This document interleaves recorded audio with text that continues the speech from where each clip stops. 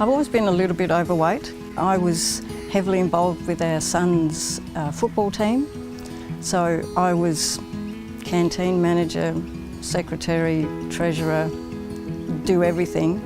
And I wasn't looking after myself, and I was getting bigger and bigger, and clothes were getting tighter and just getting really uncomfortable. And so came to that point where you had to make a decision. So started to eat better and look for better alternatives, and I think that's when I found it. For me, it's just normal food, easy to cook, normal family food, not quinoa and chia seeds and all the fancy stuff. It's just good, wholesome food that is cooked a clever way.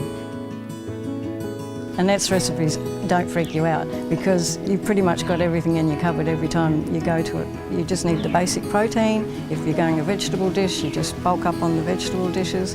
Yeah, it's just a nice, simple but tasty and healthy way to cook. Being on the program that Annette had created, Symply With You Mentoring, she was flexible, supportive, always there, emails, Facebook, Messenger.